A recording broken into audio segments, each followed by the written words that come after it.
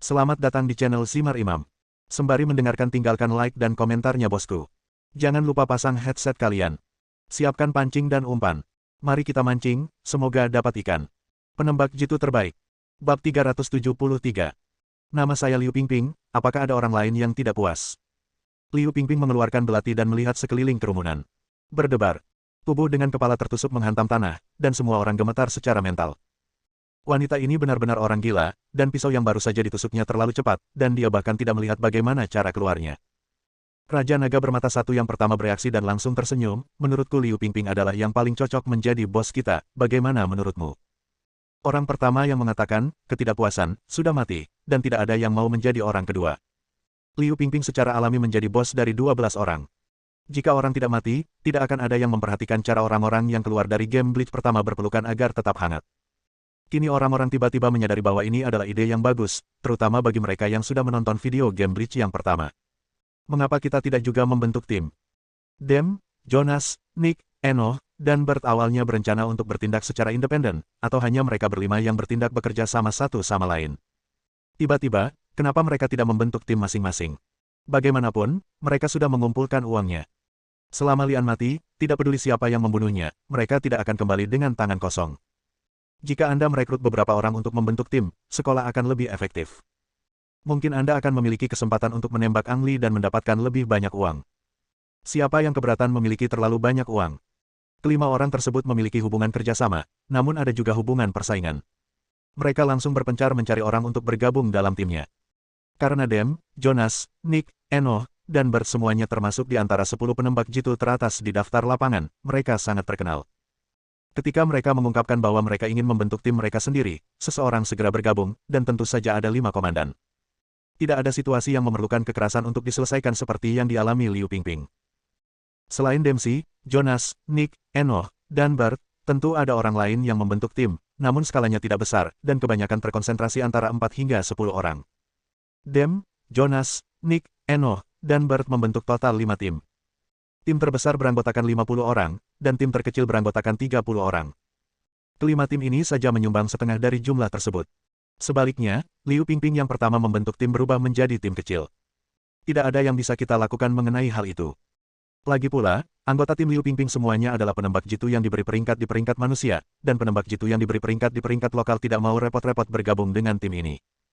Liu Pingping sendiri tidak tertarik merekrut lebih banyak orang untuk bergabung dengan tim. Setengah jam kemudian, Deat Game resmi dimulai. Webcast global juga telah dimulai lagi. 1 orang versus 400 orang, bisakah Ang Lee selamat dari game kematian kedua? Setelah siaran langsung dimulai, hanya sederet subtitle seperti judul yang muncul di video. Pertarungan online yang digunakan untuk memasang taruhan di game kematian pertama tidak bisa dibuka lagi. Broker itu sedang duduk di depan komputer dengan ekspresi santai, sepertinya tidak ingin membuat taruhan lagi. Ada alasan untuk ini. Pada game Deat pertama, broker hampir meledakkan orang-orang yang berpartisipasi dalam perjudian. Dalam permainan Second Deat, meskipun seseorang bertaruh, jumlahnya tidak akan pernah besar. Alasan kedua, para pialang tahu bahwa taruhan pada permainan kematian ini menjamur di seluruh dunia. Karena handicap yang tak terhitung jumlahnya ini tidak dapat mengontrol akhir permainan, mereka akan mendapatkan kepercayaan masyarakat, sehingga mengalihkan banyak pelanggan. Alasan ketiga, setelah Deat game pertama, orang-orang menjadi lebih optimis terhadap Ang Lee. Tidak berlebihan jika dikatakan hampir semua orang mengira Ang Lee akan selamat dari game Bleach kedua. Para broker sendiri juga berpendapat demikian. Ini menyusahkan. Bankir dan nasabah memiliki sudut pandang yang sama, jadi mengapa harus bertaruh? Oleh karena itu, mulai dari permainan kematian kedua, broker tidak lagi mencari nafkah dari berjudi. Tanpa penghasilan dari perjudian, broker punya cara lain untuk menghasilkan uang. Mengiklankan. The Deat Game tidak diragukan lagi menjadi program yang paling banyak ditonton di dunia. Banyak konsorsium besar menggunakan siaran langsung game ini untuk mengiklankan dan mensponsori diri mereka sendiri. Dari biaya iklan saja, pendapatan broker pasti tidak kalah dengan sumber perjudian di game Deat pertama. Apakah ini awalnya? Su Xiaomei sedang duduk di sofa, dan di depannya ada proyeksi 3D dari video langsung Deat Game, memberinya perasaan yang mendalam. Ang Lee. Ketika Lian muncul di layar, hati Su Xiaomei tiba-tiba bergerak sedikit. Sungguh menakjubkan. Su Xiaomei menjadi dekat dengan Lian karena misinya, tetapi perasaannya terhadap Lian menjadi semakin istimewa. Teman sekelas, teman, orang asing yang akrab. Bahkan Su Xiaomei sendiri tidak bisa menjelaskan apa hubungannya dengan Lian. Satu-satunya hal yang pasti adalah dia telah mencampurkan perasaan pribadinya dengan misi Lian. Ini adalah hal yang sangat berbahaya, tetapi juga merupakan hal yang tidak berdaya. Sekalipun kamu menatap batu selama 4 tahun, kamu masih memiliki perasaan, apalagi manusia. Liu Pingping tiba-tiba menghilang dari layar. Ekspresi Su Xiaomei sedikit berubah, dan dia berpikir, apakah organisasi benar-benar ingin Lian mati. Sekte Jiwa Naga Liu Pingping mengambil alih tugas Lian, yang menunjukkan bahwa dia menyadari bahwa Su Xiaomei tidak cocok untuk terus menjalankan tugas ini. Tapi tidak bisa dikatakan bahwa Jiwa Naga menginginkan nyawa Lian. Jika kamu memang ingin Lian mati, kamu tidak perlu menunggu sampai Death Game dimulai. Ada puluhan ribu cara untuk membuat Ang Li meninggal karena kecelakaan. Namun, kemungkinan Lian akan mati di tangan Liu Pingping tidak bisa dikesampingkan. Bukankah wanita itu akan membalas dendam pribadinya? Su Xiaomei sedikit mengernyit, khawatir Liu Pingping akan menggunakan Lian untuk menghadapinya. Rusia. John sedang berjalan di es dan salju sambil membawa senapan sniper 2 hari lalu. Dia bergabung dengan organisasi tentara bayaran dan hendak melakukan operasi pembunuhan. John, kita akan tiba di lokasi penembak jitu. Matikan teleponmu. Tentara bayaran yang berjalan di depan berbalik dan berkata, "Oh, aku mengerti." John hanya mematikan ponselnya, tapi masih menatap video itu. Karena game kematian disiarkan langsung di atas, dia ingin tahu apa yang akan terjadi pada Ang Li. Markas besar tim Gigi Naga. Zhou Yutong berdiri di mejanya, memegang kuas di tangannya dan berlatih kaligrafi. Menulis dapat membantunya menenangkan diri dan memulihkan diri, jika tidak, dia tidak akan bisa tidak menonton siaran langsung Death Game. Melihatnya tidak ada gunanya. Zhou Yutong sangat yakin bahwa Lian akan hidup. Sebagai kapten tim Gigi Naga, dia peduli terhadap setiap anggota tim, tapi dia tidak pernah mengkhawatirkan satu orang seperti dia sekarang. Singkirkan pikiran-pikiran yang mengganggu. Lihatlah gambaran besarnya daripada berfokus pada satu orang. Zhou Yutong menghembuskan dan menghembuskan napas bersama dengan font tersebut. Baginya, Lian telah menjadi pemikiran yang mengganggu di dalam hatinya. Bab 374. Bas. Tangan di pergelangan tangan bergetar sedikit seperti dengungan lalat, dan hitungan mundur digital 72 jam mulai berdetak, menandai dimulainya secara resmi game kematian. Langkah kaki Lian berhenti saat ini, mengatur pernapasannya dan melihat sekeliling. Keanehan. Mengapa broker tidak menimbulkan masalah kali ini? Ini bukan gaya pria itu. Tidak ada jalan formal sama sekali di hutan. Yang ada hanya jalan setapak yang dibuat oleh binatang buas dan hewan kecil. Jika Anda ingin berjalan di hutan, Anda harus mencari cara untuk menemukan jalan. Karena keterbatasan kondisi, Lian tidak berlari terlalu cepat, dan membutuhkan waktu setengah jam untuk menempuh jarak kurang dari 5 km. Dalam setengah jam terakhir, broker tidak mengeluarkan instruksi apapun, membuat Lian bingung. Semakin pria itu diam dan tidak mengambil tindakan, semakin Ang Li merasa bahwa broker tersebut sedang merencanakan sesuatu di belakangnya. Saya melihat kembali jalan yang telah saya ambil, dan ada jejak yang tertinggal. Musuh hanya perlu mengikuti jejak tersebut untuk menemukan dirinya. Setelah berdiri di sana kurang dari 10 detik, Lian berbalik dengan cara yang sama dan berhenti setelah berjalan 200 meter. Mengulurkan tangan dan mencabut pedangnya, Lian menebas dahan, dedaunan, dan semak di sekitarnya, dan berlari menuju arah jam 10. Demikian pula, setelah berjalan 200 meter, Lian berhenti. Mendesis. Lian merobek sehelai kain dari pakaiannya dan menggantungkannya di dahan. Lalu dia berjongkok dan memasang jebakan di tanah, menggunakan rumput liar sebagai penutup. Setelah melakukan ini, Lian kembali ke rute yang sama dan sampai di persimpangan. Kali ini, Lian mengayunkan pisaunya ke arah jam 2, meninggalkan jejak yang jelas di sepanjang jalan. Setelah berjalan 200 meter, dia berhenti, menarik sepotong kecil kain dari pakaiannya dan menggantungkannya di dahan. Perbedaannya adalah, alih-alih memasang jebakan di bawah kakinya, Ang Li sengaja mundur 4 hingga 5 meter dan mengubur jebakan tersebut di jalan. Setelah selesai, Lian kembali ke persimpangan dan berlari menyusuri jalan pertama. Setelah serangan 3 arah, saya yakin ini akan memisahkan banyak musuh. Lian berlari selama setengah jam untuk sampai ke sini, dan dibutuhkan setidaknya setengah jam bagi orang lain untuk sampai ke sini. Terlebih lagi, langit sudah gelap, dan musuh mungkin membutuhkan waktu lebih lama lagi. Oleh karena itu, Ang Li dapat membuat pengaturan tanpa ragu-ragu dan memasang beberapa jebakan lagi di sepanjang jalan hingga bahan peledak yang dibawanya habis. Segera setelah game kematian dimulai, semua orang mengejar ke arah kepergian Lian dengan gila-gilaan. Hanya tim Liu Pingping yang berjalan di belakang dengan tenang. Itu benar. Yang lain biasa berlari, tapi Liu Pingping biasa berjalan. Dia lebih terlihat seperti sedang berjalan di hutan, membuat orang mengira dia ada di sini untuk bersenang-senang. Yang lain mengikuti dengan ekspresi curiga, dan baru 5 menit kemudian Raja Naga Bermata Satu memiliki keberanian untuk mendatangi Liu Pingping. Bos, jika kita tidak mempercepat, orang lain mungkin akan sampai lebih dulu. Apa, kamu mempertanyakan keputusanku? Liu Pingping berbalik dan bertanya. Raja Naga Bermata Satu itu begitu ketakutan hingga seluruh tubuhnya gemetar dan menggelengkan kepalanya seperti genderang ombak. Tidak, tidak. Bos, aku hanya memberimu saran. Liu Pingping berhenti dan memandang yang lain, yang buru-buru menundukkan kepala, tidak berani melihatnya. Wanita ini gila. Jika dia tidak bahagia, seseorang akan mati. Tidak ada yang mau mati di tangan Liu Pingping. Lian jelas tidak mudah untuk dihadapi. Dia memiliki waktu setengah jam lebih awal dan pasti akan memasang jebakan di sepanjang jalan. Jika kita berlari cepat, kita akan jatuh ke dalam perangkap Ang Li. Lebih baik kita berjalan di belakang untuk menghemat kekuatan kita dan membiarkan orang lain melakukan masalah, dan kemudian kita dapat mengambil tindakan setelah mereka mendapat cukup banyak masalah. Petik 2. Liu Pingping menjelaskan. Hanya dengan begitu semua orang akan merasa lebih baik. Raja Naga bermata satu mengulurkan ibu jarinya dan berkata dengan nada datar, "Bos, gerakanmu ini seperti belalang sembah yang menangkap jangkrik dan oriole di belakangnya, kan?" Tinggi, sangat tinggi.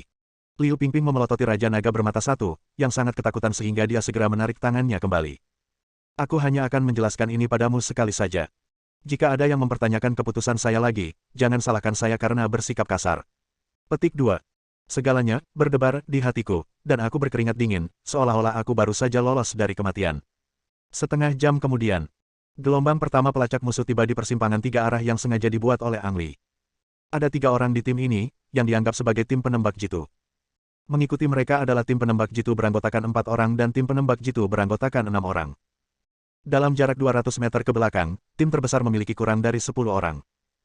5 tim yang diwakili oleh Dem, Jonas, Nick, Eno, dan Bert tertinggal, dan kecepatan mereka hanya sedikit lebih cepat dari tim Liu Pingping. Selain fakta bahwa mereka berlima memiliki ide yang mirip dengan Liu Pingping, alasan lainnya adalah mereka harus memberi Cruz waktu untuk membuat rencana. Saat ini permainan judi baru saja dimulai dan belum banyak orang yang memasang taruhan. Jika Ang Li terbunuh di awal permainan, mengapa dia masih memainkannya? Oleh karena itu, di awal permainan, yang benar-benar bersaing dengan Ang Li hanyalah tim-tim kecil yang relatif lemah. Tim penembak jitu yang terdiri dari 3 orang mengamati di tempat dan kemudian memilih jalan di sebelah kiri untuk diikuti. Kelompok kedua yang terdiri dari 4 orang tim penembak jitu mengikuti dalam garis lurus, sedangkan kelompok ketiga yang terdiri dari 6 orang berjalan ke arah kanan. Mereka yang datang kemudian tinggal di Sanjikok. Bukannya saya tidak berencana untuk terus berjalan, tapi saya ingin mengamati mana yang benar. 200 meter jauhnya, tim penembak jitu yang terdiri dari 3 orang dengan cepat pergi. Pengintai yang berjalan di depan menemukan potongan kain itu tergantung di pohon. Karena naluri, dia mengulurkan tangan dan menarik kain itu ke bawah. Tanpa memperhatikan sesaat pun, dia menendang jebakan itu ke tanah. Terjadilah ledakan. Terjadi ledakan, dan pramuka tewas di tempat. 2 orang lainnya juga mengalami luka ringan. Sepertinya itu palsu di sana. Orang yang berada di persimpangan 3 arah melirik ke kiri, dan matanya tertuju pada 2 jalan lainnya. Ketika ledakan terdengar, tim beranggotakan 6 orang pada dasarnya telah berakhir. Mendengar ledakan tersebut, ke-6 orang tersebut mencari perlindungan dan bersembunyi. Saat ini, langit telah gelap gulita, dan orang-orang harus menggunakan peralatan penglihatan malam untuk melihat segala sesuatu di sekitar mereka dengan jelas. Tak lama kemudian, seseorang menemukan potongan kain tergantung di dahan dan daun di ujungnya. Sepertinya tidak sengaja terkoyak. Seorang penembak jitu dikirim untuk memeriksa situasi. Penembak jitu hanya memperhatikan potongan kain tersebut, berpikir bahwa meskipun ada jebakan, pasti ada di bawah kain tersebut, dan mengabaikan kakinya. Ledakan. Sebuah ledakan terdengar, dan penembak jitu itu terbunuh ketika dia masih berada 4 atau 5 meter dari kain itu. Palsu. Di persimpangan 3 arah, orang-orang mengalihkan pandangan dari jalan di sebelah kanan dan melihat lurus ke depan.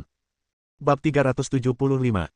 Beberapa menit kemudian, setiap orang yang melangkah di jalan bercabang kiri dan kanan sudah kembali ke pertigaan. Kemunculan mereka sekali lagi membuktikan bahwa kedua jalan bercabang itu adalah sebuah jebakan. 2 dari 3 persimpangan jalan dihilangkan, hanya menyisakan 1 jalan lagi. Tidak ada keraguan bahwa jalan ini adalah jalan yang sebenarnya dituju Ang Li. Ditambah lagi, hingga saat ini belum ada pergerakan langsung sehingga membuat masyarakat semakin yakin akan hal tersebut. Hua hua hua. Orang-orang bergegas keluar lagi. Kelompok pertama yang menginjakkan kaki di jalur ini adalah tim beranggotakan 4 orang. Mereka melambat setelah mendengar ledakan pertama, dan hampir berhenti setelah ledakan kedua. Mereka baru berjalan kurang dari 300 meter hingga ditangkap oleh orang-orang di belakang mereka. Hubungan antar tim benar-benar kompetitif. Ketika mereka melihat tim lain mengejar, kelompok orang pertama mempercepat langkah mereka, tetapi mereka berhenti lagi tidak jauh. Sebuah benda kecil ramping terlihat di rerumputan 20 atau 30 meter di depan sebelah kiri. Terlalu gelap untuk mengetahui apa itu. Namun, jika dilihat dari fakta bahwa ia disamarkan oleh bilah rumput, dapat dinilai bahwa itu adalah laras senapan. Laras tidak berdiri sendiri. Kehadiran laras mewakili keberadaan bagian lain dari senjata api. Senapan sniper lengkap disembunyikan di rerumputan. Dipercaya ada penembak jitu yang bersembunyi di rerumputan. Itu Ang Li. Pikiran seperti itu muncul di benak setiap orang. Ada hubungan kompetitif antar tim, dan ada juga hubungan kompetitif antar anggota tim yang sama. Tanpa instruksi atau perintah apapun, orang-orang menarik pelatuknya ke rumput hampir pada waktu yang bersamaan. Ada puluhan orang, dan masing-masing menembakkan puluhan peluru, dan kebanyakan menembakkan 2 atau 3 kali. Ratusan bom molekuler terbang ke rerumputan, dan bila rumput beterbangan melintasi lapangan, tapi kemudian menjadi tenang kembali. Tidak ada yang yakin apakah mereka mencapai target, tetapi mereka semua sepakat bahwa jika ada orang di rumput, mereka akan dipukuli hingga babak belur. Setelah kebuntuan di tempat kejadian selama lebih dari 10 detik, seorang penembak jitu yang berani mulai merangkak menuju rumput dengan hati-hati dan hati-hati di bawah perlindungan teman-temannya. Dia berhenti 3 kali pada jarak 20 atau 30 meter, dan butuh 3 menit penuh untuk tiba. Semua mata tertuju padanya. Saya melihatnya mengulurkan tangan dan mengeluarkan benda kecil yang terlihat dari rumput. Apa yang dimaksud dengan laras senapan dan senapan sniper? Itu hanyalah sebuah cabang dengan laras yang tebal, yang disamarkan oleh dedaunan rumput dan tampak seperti laras senapan dalam kegelapan. Sedang dimainkan. Ada api yang tidak diketahui di hati setiap orang. Segera setelah itu, orang-orang bergegas maju seperti orang gila. Karena Lian tidak ada di sini, dia pasti masih berada di depan. Trik kecil seperti itu hanya untuk menunda waktu. Boom! Orang-orang melompati rumput dan berlari kurang dari 10 meter, ketika sebuah ledakan tiba-tiba datang dari bawah kaki mereka. Yang meledak kali ini adalah ranjau anti-infanteri, yang beberapa kali lebih mematikan daripada jebakan yang dibuat dengan granat tangan. Penembak jitu yang menginjak ranjau kehilangan salah satu kakinya, dan semua orang di sekitarnya tewas dan semuanya terkena pecahan peluru. Seorang pria yang tidak beruntung bergegas ke depan, tetapi dia terkena pecahan peluru di bagian belakang kepala dan mati di tempat. Bagi yang lain, sebagian besar pecahan peluru di tubuh mereka terhalang oleh pelindung tubuh mereka, tetapi anggota tubuh mereka juga menderita berbagai tingkat cedera. Dalam ledakan ini, setidaknya 10 orang tersingkir. Terutama karena masyarakat terlalu terkonsentrasi, jika tidak, korban jiwa akibat ranjau darat tidak akan terlalu besar. Semuanya disiarkan langsung melalui video. Seorang penembak jitu yang agung di daftar darat, kurang dari 1 jam setelah permainan, ada lebih dari selusin korban. Orang-orang tidak hanya meratapi, tetapi juga membual. Selain itu, jumlah peserta di game Deat kedua jauh lebih sedikit dibandingkan game pertama, dan orang-orang semakin yakin bahwa Ang Lee bisa bertahan hingga akhir game. Di hampir semua pasar di dunia, orang bertaruh bahwa Ang Lee akan menang. Hanya sejumlah kecil orang yang bertaruh atas kematian Ang Lee, dan peluangnya menjadi sangat rendah. Bahkan jika dia menang, dia tidak akan menang banyak. Ketika broker melihat ledakan tambang, dia tidak lagi tertarik untuk melihat ke bawah. Setelah menguap, dia berbalik dan bertanya, "Jesse, apakah tempat tidurku sudah siap?" "Oke," jawab Jesse. "Broker memiliki tenda tersendiri untuk beristirahat. Aku ngantuk banget. Tolong bantu aku mengawasinya selagi aku tidur dulu." Setelah broker selesai berbicara, dia berjalan menuju tenda peristirahatan. Gaya lesunya kembali menunjukkan rasa percaya dirinya pada Ang Lee. Dengan kata lain, dia merasa tidak akan ada lagi penampilan luar biasa malam ini. Dan memang benar. Sejak ledakan ranjau darat, masyarakat menjadi lebih berhati-hati, namun ledakan masih terdengar silih berganti. Ada beberapa mayat lagi di tanah, dan orang-orang tiba-tiba menyadari bahwa jika mereka bertindak di malam hari, lebih banyak mayat akan keluar.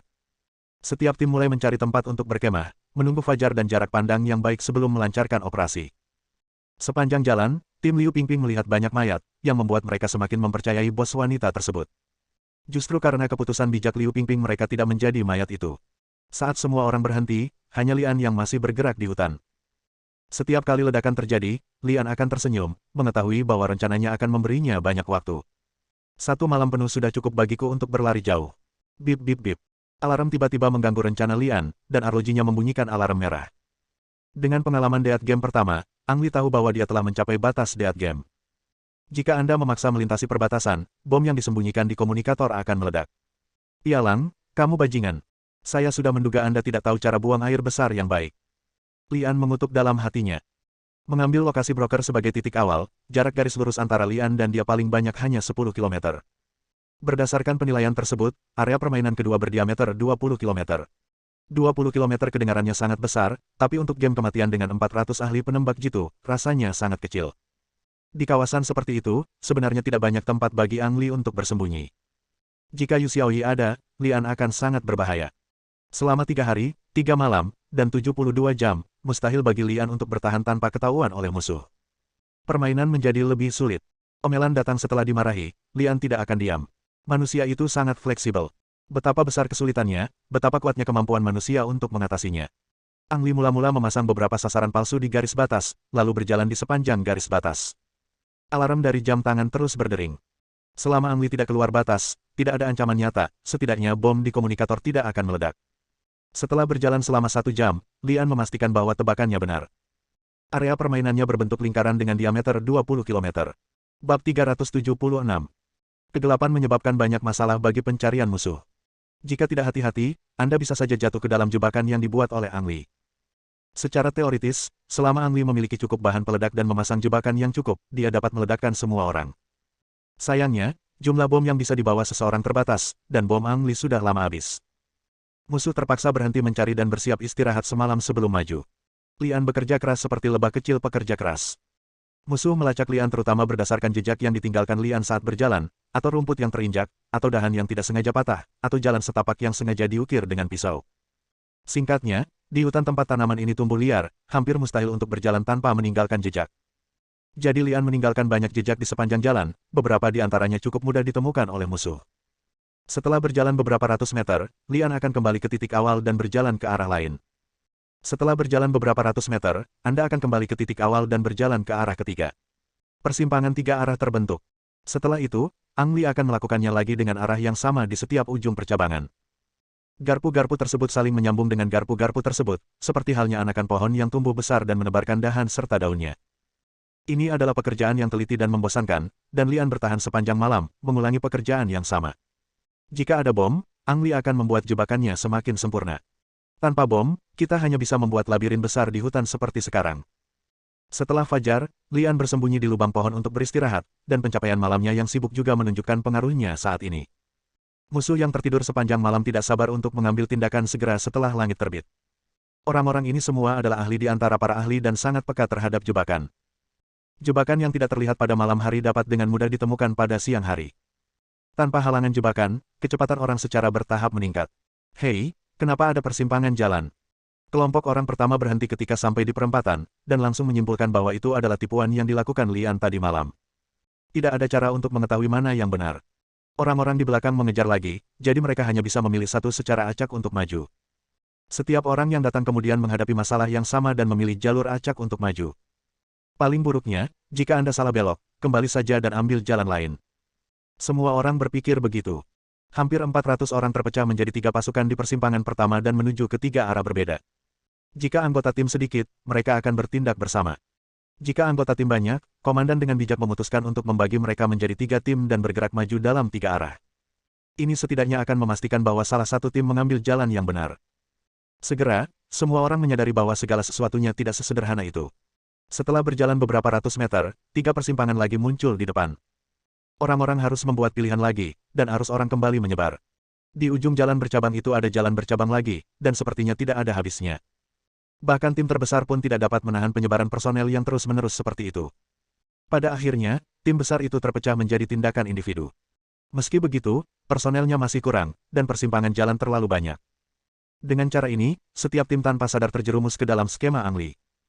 Menghadapi banyak penembak jitu sekaligus, bahaya Ang Li sangat tinggi. Namun jika dia hanya menghadapi penembak jitu dari 1 atau 2 orang dalam satu waktu, faktor risiko Ang Li akan sangat berkurang. Inilah efek yang diinginkan Ang Li setelah malam yang sibuk. Sebarkan musuh. Jika tidak ada musuh yang mengetahui bahwa dialah yang terbaik, biarkan saja mereka berputar-putar di labirin yang dia bangun, dan 3 hari akan berlalu dengan cepat. Bahkan jika 1 atau 2 orang menemukan diri mereka sendiri, tidak masalah, temukan saja cara untuk membunuh mereka. Saat hari mulai gelap, Ang Li dapat membuat labirin lain menggunakan metode yang sama. Lian bersembunyi di lubang pohon untuk beristirahat, namun ia tidak berani benar-benar tertidur. Setiap gerakan di luar lubang pohon akan segera membangunkannya. Siapa tahu sampai siang belum ada yang datang ke sini. Las Vegas, AS. Perbedaan waktu antara Brasil dan Amerika adalah 3 jam. Dengan kata lain, saat waktu menunjukkan pukul 12 siang di Brasil, maka di Amerika Serikat baru pukul 9 pagi. Cruz baru saja bangun saat ini dan sedang duduk di meja makan dengan gaun tidur, bersiap untuk sarapan. Apa yang terjadi di Dead Game sekarang? Raux bertanya setelah menyesap susu dari cangkir.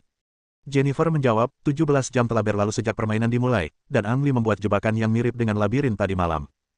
Sejauh ini, semua orang telah mengikuti jebakan Ang Li, dan belum ada yang menemukannya. Petik 2. Oh. Cruz tampak sedikit terkejut, lalu tersenyum. Ini lebih baik, orang-orang akan lebih yakin bahwa Ang Li tidak akan mati di game ini. Selama orang semakin yakin bahwa Ang Li akan hidup dan bertaruh padanya, semakin banyak uang yang akan saya hasilkan ketika Ang Li meninggal. Petik 2. Kata Cruz sambil memotong sepotong steak empuk dan memasukkannya ke dalam mulutnya. Berapa banyak orang yang memasang taruhan sejauh ini? Jennifer memeriksa data di tablet dan menjawab, saat ini, hanya ada $1.000 yang dipertaruhkan untuk kematian Lian, dan kurang dari $1 juta yang dipertaruhkan untuk kelangsungan hidup Lian. Sangat sedikit. Cruz mengerutkan kening. Tidak mungkin, Ada terlalu banyak peluang untuk dead game di seluruh dunia, dan pelanggannya telah terdilusi, jawab Jennifer. Hah, tidak ada seorang pun di dunia ini yang bisa mencuri tamu krusku. Pesiar mencibir. Jennifer, segera sebarkan beritanya. Tidak peduli siapa itu, selama mereka memasang taruhan pada handicapku, peluang akhir dijamin 10-1. Bayar 10-1, yaitu jika Anda bertaruh $1 dan menang, Anda akan mendapat $10. Mengingat situasi pasar saat ini adalah pemboman nuklir, dan orang-orang akan menerkamnya seperti lalat yang mencium bau tidak sedap. Kamu membayar 10 untuk 1, bukankah ini terlalu berbahaya? Jennifer mengerutkan kening, tampak khawatir. Cruz berkata dengan percaya diri, Jennifer, risiko dan keuntungan selalu berbanding lurus. Semakin tinggi risikonya, semakin besar pula imbalannya. Ingatlah, orang yang berani akan mati kelaparan, dan orang yang penakut akan mati kelaparan. Silakan dan lakukan apa yang saya katakan. Petik 2. Ya. Jennifer berbalik dan pergi, tapi senyuman muncul di matanya.